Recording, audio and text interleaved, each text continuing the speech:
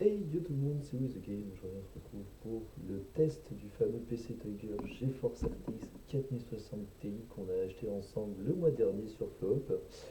Donc on va pouvoir faire des tests de performance. Donc je vous invite, pour ceux qui n'ont pas vu, à regarder la vidéo unboxing où on déballe tout ça. Là on va pouvoir faire les tests en profondeur.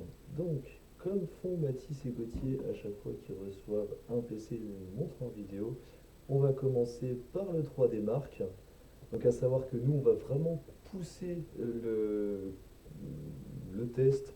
Donc on va faire comme des particuliers, vraiment. On va pas s'aventurer dans des logiciels bien brossons ou bien compliqués. Là, je lance juste des logiciels faciles, simples et ceux qui nous présentent à chaque fois en vidéo. Donc là, on va commencer par un 3D Mark et les quelques jeux que je vais tester avec vous, ça va être des jeux qu'on va jouer mais à 100%, genre en poussant la carte graphique au maximum de ce qu'elle peut. Parce qu'évidemment, nous, tout ce qu'on veut, c'est de la qualité. Sans cut, la vidéo sans cut. Pour ceux qui ont la flemme ou alors qui veulent regarder un passage précis de la vidéo, je vais mettre les temps forts. Là, j'essaye vraiment de step up les vidéos, donc là en mettant une caméra qui sera bientôt meilleure, en mettant les temps forts, grâce à ce nouveau PC de qualité, on essaye de monter la qualité des vidéos. Donc, juste ici, hop, voyons voir. Donc là, c'est vraiment sans cut. Vous voyez un peu, entre guillemets, les coulisses, les backstage de quand ils nous font des vidéos où ils testent les PC. Là, nous, on va tester celui-ci comme si vous l'aviez acheté à la maison. Comme ça, vous allez vraiment pouvoir voir les performances du PC. C'est ça vraiment le but de ces deux vidéos unboxing et test. C'est qu'est-ce qui se passe réellement quand vous le recevez chez vous. Donc là, vous allez pouvoir voir les perfs que vous allez réellement recevoir si vous achetez ce PC. Donc là, pendant que ça charge, je vous donne mon ressenti, parce que ça fait un mois et demi que je joue dessus. Donc en un mois et demi, j'ai pu tester des jeux assez sympas comme Horizon Zero Dawn Complete Edition. J'ai pu jouer à Throne of Liberty, le tout nouveau MMO qui est sorti par Amazon et Ubisoft il y a à peine 2 3 semaines, je crois. J'y ai joué Day One avec mes amis. Ah, il avance le 3D Mark. Et en tout cas, la qualité incroyable. Quand on met à fond voilà, superposé à Nvidia. À chaque fois que je lançais des jeux, à chaque fois il y avait un pilote Nvidia qui faisait que c'était des qualités incroyables. J'ai même pu rejouer à d'anciens jeux comme Dead Space 3, Dead Space 2. C'est des jeux assez vieux et pourtant la qualité a été mais pouah, vraiment il y avait de et sans que ça lag, ça ne rame pas. J'avais jamais regardé. Ah, les ventilateurs se mettent à souffler. Je vous tiens au courant. Enfin, il souffle tout le temps, mais là, il souffle fort. Là. Je pense que là, le 3D Mark, il demande des ressources assez conséquentes au PC. Là, on voit qu'on tourne à 30 FPS sur le 3D Mark. En tout cas, les images du 3D Mark, elles sont incroyables. Hein. C'est magnifique.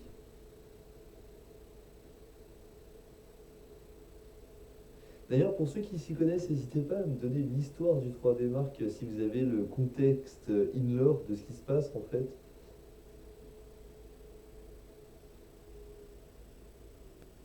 Alors, donc, on va traduire ensemble ce 3D Mark. Donc là, on est à 2822 de score. C'est incroyable. Donc, on voit que l'average est à 2856. Donc, pour ceux qui ne savent pas, l'average, c'est le max en fait, le 3D Mark, il prend toutes les personnes qui ont lancé un scan avec une config similaire à la mienne et il regarde les performances. Donc, la personne qui avait les performances les plus. L'average, c'est la moyenne. Et le best, bah, c'est celui qui avait les meilleurs stats. Donc nous, on voit qu'on est un tout petit peu en dessous de la moyenne, mais vraiment pas beaucoup. Donc, on voit qu'on a fait des perfs pas mal. Le monitoring, il n'y a pas de grosses chutes. On voit qu'on reste dans le. On voit qu'en termes de FPS, il n'y a pas de chute. C'est ça qui est bien. Parce qu'il y a certains PC qui ont des perfs incroyables, mais qui arrivent à des grosses chutes de FPS. Nous, on n'en a pas eu en fait. Voilà, donc on est à 28 FPS en moyenne tout le long. Donc ce qu'on va faire, c'est qu'on va tester en jeu les FPS sur Horizon. Donc je vais pouvoir vous montrer. Donc dans des moments du jeu où il y a de l'action, pour pouvoir voir vraiment si ça tient bien et combien d'FPS. Donc si vous voulez voir, les FPS sont en haut, tout en haut à droite de votre écran. Donc là normalement la vidéo vous la voyez sur YouTube en 2K pardon.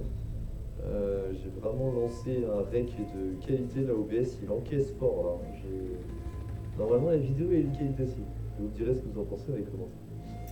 Donc on peut voir que dans les paramètres, affichage, on a une résolution, voilà, c'est la nôtre celle-là. NVIDIA DLSS, qualité d'optimisation, on a sa qualité. Parce que c'est pas un jeu compétitif, du coup j'ai vraiment poussé un maximum la qualité pour avoir une expérience de voilà, quasiment tout en ultra. Et là je vais essayer élevé, c'est que je peux pas mettre en ultra. On peut pas toucher ça. Ça c'est pas mal, c'est ça. Détection côté. D'accord. Les coups de qualité plus lancer le benchmark, on lance le benchmark. Comme ça on va pouvoir voir ensemble sur Horizon Zero Dawn ce que ça donne. Donc évidemment les petits chargements. Et donc du coup les rendus pour le ray tracing sur des jeux. Donc je ne l'ai pas réinstallé à l'occasion de la vidéo, mais j'ai eu le bonheur de jouer à Calypso Protocol sur cet ordinateur. Et quand je lançais le benchmark et qu'il me conseillait la qualité, c'était le maximum. Il conseillait qualité maximum pour le PC que j'ai. Sachant que Calypso Protocol c'est un jeu assez récent, c'est intéressant. 165 Hz, c'est un AOC. Ah bah tiens voilà, donc processeur. Je vais vous montrer en jeu, évidemment, ce que ça donne réellement, pas juste lancer un bench, sinon c'est pas marrant. Donc comme j'ai dit, hein, je vais mettre les temps forts sur la vidéo YouTube. Donc pour ceux qui veulent passer au jeu suivant, vous pouvez cliquer directement. Donc pour éviter les spoils, je ne vais pas vous mettre avec le Discord ou autre, ne vous inquiétez pas. Là je suis dans une zone de classe, donc il y a tout le monde peut avoir dans le jeu, sans même avancer d'ailleurs. Je devrais pas utiliser mes armes ici. Ce serait de la triche.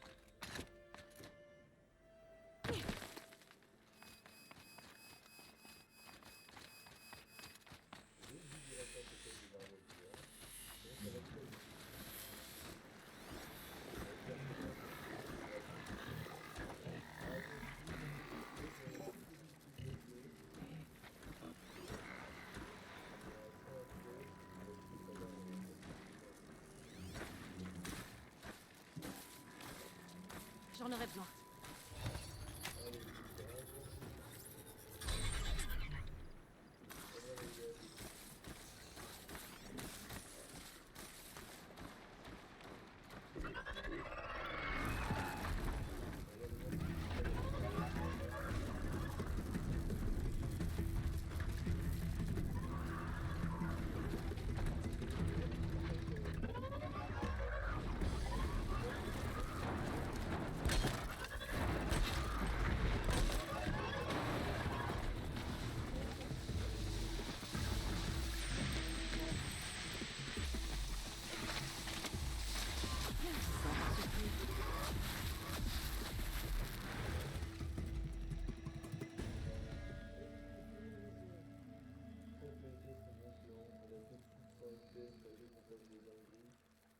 La qualité est juste époustouflante. Donc après, vous allez me dire oui, c'est un vieux jeu, il est sorti sur PS4. Donc on va partir, voilà la vidéo unboxing, je vous invite vraiment à aller la voir les enfants. Donc on va jouer à un jeu beaucoup plus récent qui est carrément sorti il y a 2 semaines. TOL. Parce que nous on dit pas trop End Liberty, on dit Throne of Liberty. C'est comme ça qu'on l'appelle entre potes. Donc on va aller sur TOL, on va pouvoir aller voir ça. Donc le jeu il prend un peu plus de temps à se lancer évidemment. C'est une très grosse plateforme, jeu sorti par Amazon et Ubisoft. pouvez voir mon magnifique fond d'écran Wallpaper Engine 02. Quel est votre waifu? N'hésitez pas à me le dire dans les commentaires. Pour ceux qui veulent passer ces moments-là, je rappelle, je mettrai les temps forts dans la vidéo. Alors, donc là ça se lance. NCSoft. D'ailleurs, autre jeu de NCSoft que j'avais aimé avant, mais qui malheureusement a dérapé, Aion, free to play. Il était incroyable il y a longtemps, malheureusement, ça commence à être terrible. Ah, voilà, là c'est mieux. Moi je m'en fous de perdre de... Voilà, là c'est beaucoup mieux. Regardez avec les points égaux. Donc là effectivement sur ce jeu, voilà, en faisant quelques actions, on va aller attaquer un peu pour vraiment pousser les effets à fond. Voilà. Donc là effectivement on a quelques types de FPS, on est plus à 100, on a 90 FPS. Mais globalement, malgré des graphismes très intéressants, en pleine zone d'activité, en lançant des sorts de ouf, on descendait pas en dessous des 90 FPS. Donc là, vous allez me dire, ouais, mais c'est pas contre un boss de ouf, c'est un peu de la triche. Je vous rassure, ça change pas grand chose. Les téléportations sur ce jeu, ça m'a toujours choqué. Regardez, c'est instantané. Et voilà. On vient de changer de map, quasiment. Et on est comme ça, la TP. Moi je trouve ça fabuleux. Enfin, on est toujours sur la même map en théorie, parce que en fait la map elle est juste énorme. Il y a tellement de joueurs par serveur que c'est impressionnant la téléportation comme ça. Oh waouh. Toi t'as un stuff vraiment. Je veux le même. Je vais te voler ton stuff. Bon, après ça c'est un tank. Moi je joue pas tank hein, pour être honnête. Moi je suis Magine. Et vous n'êtes pas là pour me regarder faire un let's play, vous êtes là pour pouvoir tester ce fameux PC. Bon. On pourrait aller quitter ça.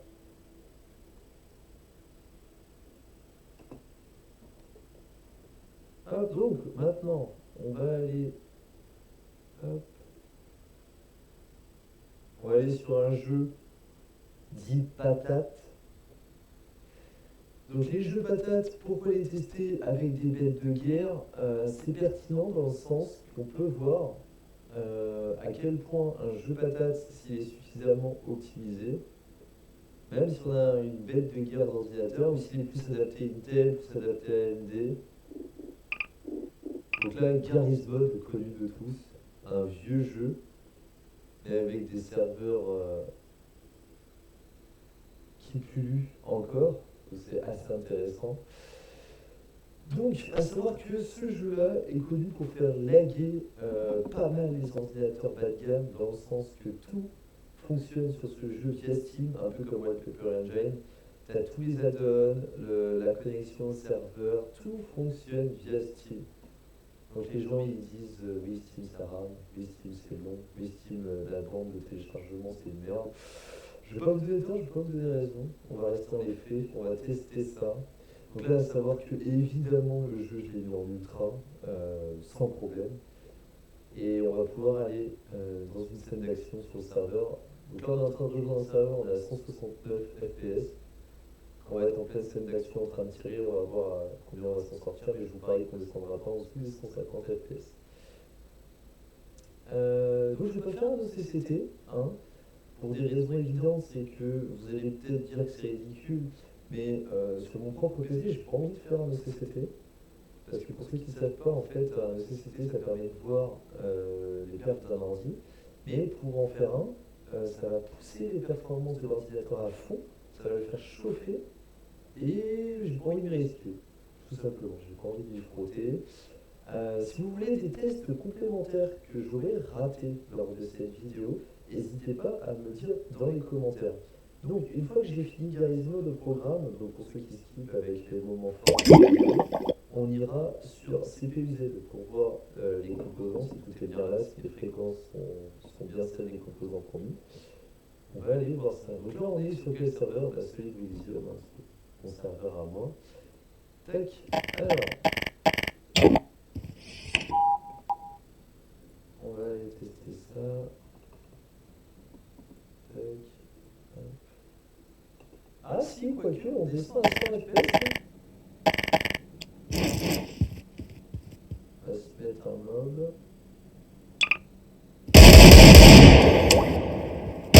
Might may thy name be spoken in the graves and spelled in bones and ashes.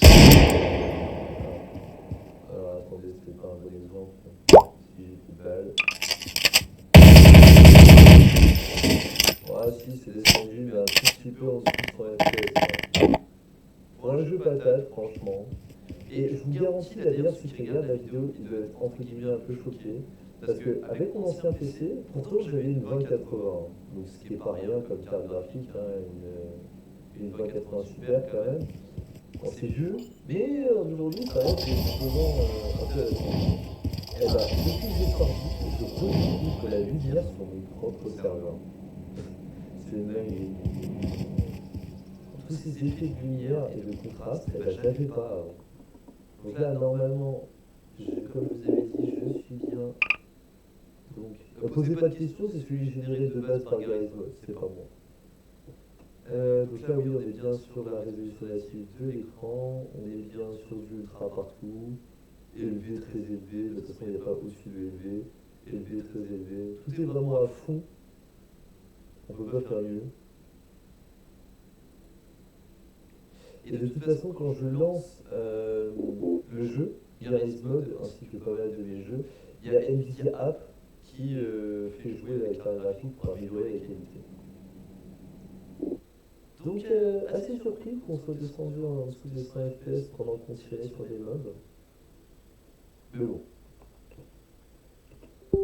Donc, on va aller regarder le fameux CPUZ pour ceux qui veulent savoir précisément quel composant au final vous achetez. Donc, AMD Ryzen 5, celui-là. Donc, c'est le 9600X. Donc, c'était bien ça. Attends, si je ne dis pas de bêtises, c'était le Seeker 1613, si je dis pas de conneries. Alors, attends, si ça se trouve, si j'en dis. Modèle 4, machin. Puis j'ai écrit un seul socket dessus, évidemment. Non, c'est 12 threads. Seeker 16 threads, pardon. Ça, c'est pour le processeur. La carte mère, évidemment, il y a juste gaming. D'ailleurs, petit reproche pour moi, j'ai reçu là d'ailleurs ce matin même un commentaire sur ma vidéo unboxing de quelqu'un qui me disait est-ce que c'était vraiment ready to play? Est-ce que j'avais juste à brancher le PC et je pouvais y jouer? Je lui ai dit non, dans le sens que moi je suis étudiant, je suis dans une chambre où j'ai pas assez de. Je suis encore chez mes parents, pour ceux qui veulent savoir. J'ai pas de câble Ethernet qui court jusqu'à la box. Donc en soi, oui, mon PC démarrait, mais je pouvais pas y jouer parce qu'il n'y avait pas le Wi-Fi. Pour un PC à 1500 €, il y a une petite clé Wi-Fi, les gars. Une petite clé Wi-Fi. Je vais vous. Bah non, je vais pas vous montrer la mienne parce qu'elle est derrière le PC, mais une petite clé Wi-Fi à 15 balles sur Amazon. Puis même la clé Wi-Fi officielle Asus est à 30 €.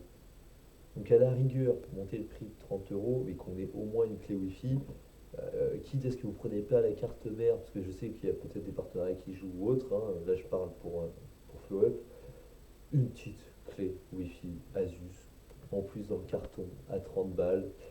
Il y en a qui n'auront pas l'utilité, mais il y a des gens comme moi que ça va ravir, vraiment les gars.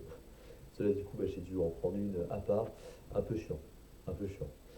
Mais voilà, donc, on va pas cracher non plus, en soi le PC est incroyable, j'ai rien d'autre à dire. L'Asus TUF. Donc voilà, c'est celle-ci. Donc plus, mais pas Wi-Fi, cette carte mère, malheureusement. En termes de RAM, bah alors là, c'est juste un banger. Là, on est sur de la Fury DDR5. 2 fois 16 Go de RAM en DDR5. Donc on est à 32 au total. On est. La fréquence n'est pas écrite ici. Ah si. 2997 MHz. Pas mal.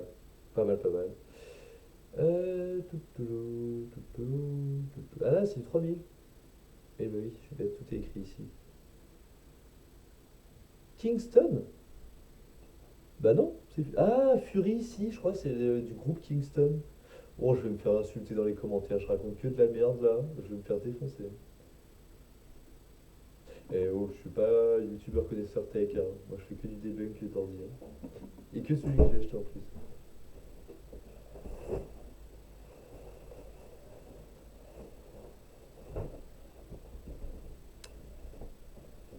Donc là on peut voir, on a la fameuse carte graphique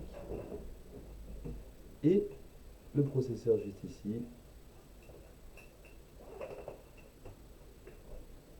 Mais ça on s'en fout, c'est surtout la carte graphique le plus important.